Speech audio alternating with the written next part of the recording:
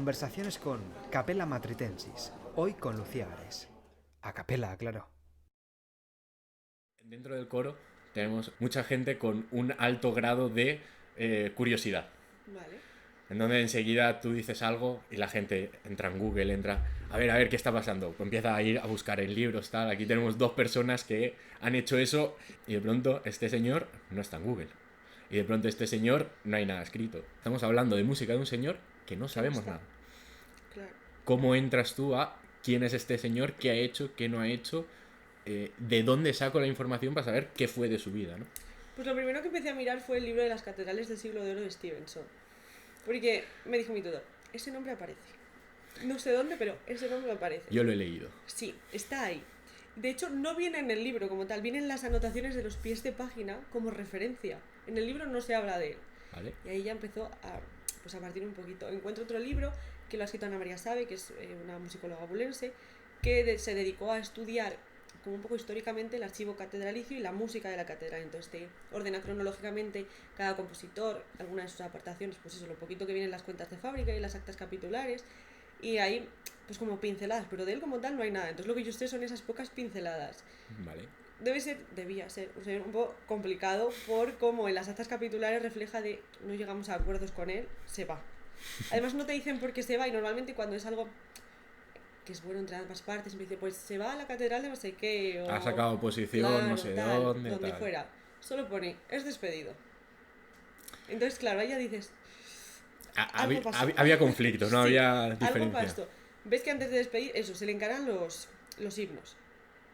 Que no se llega al acuerdo económico por esos himnos. Entonces, claro, o era muy conflictivo el cabildo o era muy conflictivo él, pero no llegaron a buen puerto. Además estuvo, me parece que solo 6 años, que es muy poco para, pues eso, si ya ha sacado la oposición allí, ya estaba allí asentado, es muy poco tiempo, porque además Ávila es una ciudad muy bien comunicada, estaba muy cerca de grandes catedrales, hay mucho flujo de música entre ellas, de Salamanca, Toledo, pasa la ruta del Camino de Santiago, entonces estaba un poco en tendencia, pero sin ser importante en ese momento. Este señor está aquí también asentado, ¿por qué se va? Ya. ¿A dónde se va? Por encima no dice, pues sí, en Morales se fue a la Catedral de Segovia, no sé qué se fue a la Catedral de no sé dónde. Pero este señor se despide. Y O ya sea, está. tenemos información de su vida. En el momento entra en la Catedral de Ávila. Sí. Se le encarga una reforma de la catedral. Y ahí debe ser cuando empiezas, en los últimos años se le encarga reformar. Entonces echa a la mayoría de gente. Cambian los niños de coro, cambian los ministriles, no se lleva bien con el organista, entonces Sí. es que no se lleva bien con nadie. Un poco antisocial, ¿no? Sí, y como pues lo reforma todo, sí que se queda pues una muy buena capilla, todo, pues hace un montón de audiciones, por así decirlo, súper estricto. O sea que él musicalmente debía ser muy exigente y además en los himnos se ve como que está todo muy medido, muy pulcro, muy bien estudiado. Entonces debía ser eso muy exigente y muy estricto en cuanto a la música y todo tenía que ir como perfectamente acompasado. Entonces igual por eso llegan pues a eso a malentendidos entre los músicos y con la dirección de la catedral. Entonces, sabemos lo que él hace en la Catedral de Ávila, Sí. pero no lo que hace ni antes Ni ni después. O sea, solo tenemos esta franjita de 6 años que dices de lo que hizo ahí dentro. Así que eso estamos buscando, a dónde fue, de dónde viene o a dónde va. Pero no es fácil encontrar algo así. Más preguntas que queráis hacer vosotros que desde el público. A mí se me ocurre una porque me ha quedado una duda. Cuando nosotros vimos por primera vez los himnos, nos dimos cuenta de que, claro, era la misma melodía. Lo primero que pensamos es, solo hay una partitura y son 4 himnos y es la misma. Y claro, entonces nos dijo Jesús, es que es la misma melodía y 4 letras diferentes. Y tú nos has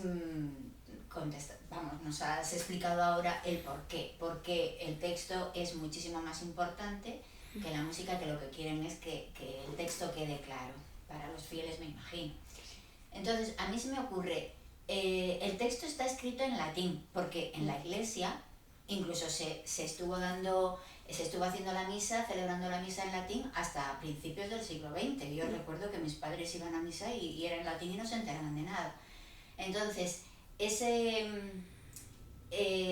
mensaje al pueblo no llegaba. Ese mensaje llegaba a las personas leídas, a los pocos que sabían latín y tal. Entonces, ahí hay para mí una pequeña contradicción entre el mensaje a quién iba dirigido, ¿no? Porque yo recuerdo también cuando estudias arte y tal, y ves las catedrales y las iglesias con sus canecillos, con todo la escultura para que el pueblo supiera leer, entre comillas, porque era inculto y no sabía leer ni escribir, se lo hacían fácil.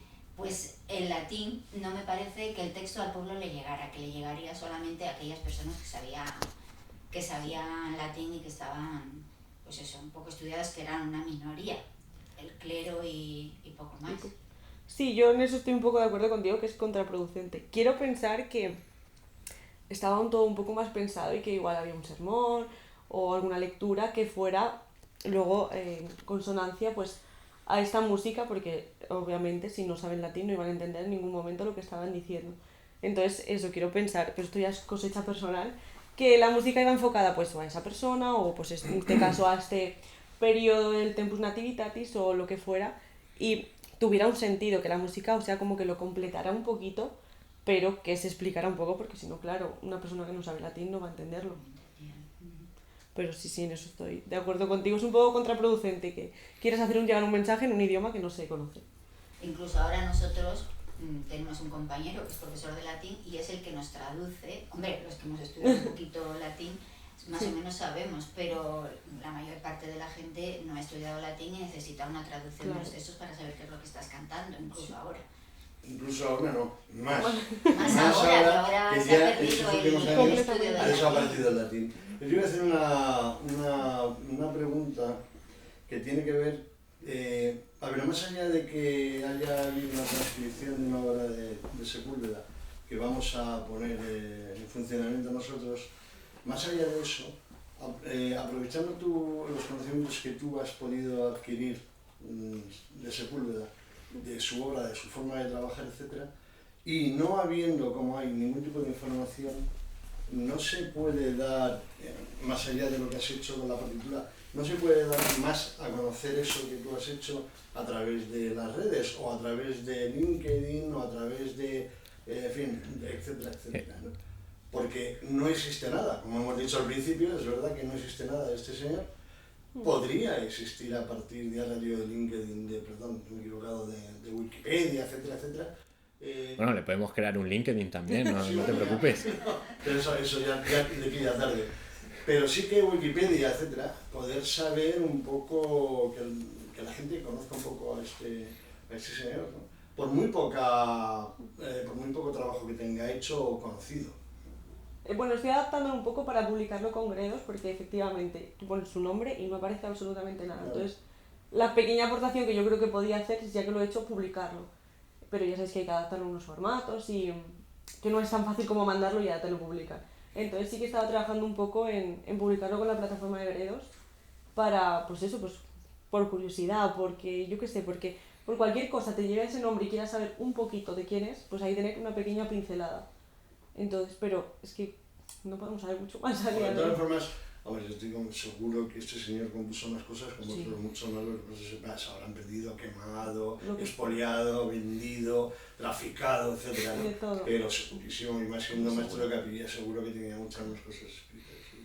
Además llegaba contratado por encargo, o sea que este señor se tenía que conocer algo, porque si no tú no pides que venga una persona. Así de la nada le dices, pues te vamos a hacer maestro de capilla. Claro, No, llega de otro lado y es llamado por el cabildo para venir.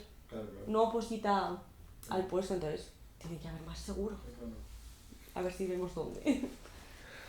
Vamos a cerrar todo esto. Han sido de 3 bloques temáticos, opiniones / polémicas personales, cómo es el trabajo dentro de un archivo, dentro de la recuperación, todo lo que hay que hacer.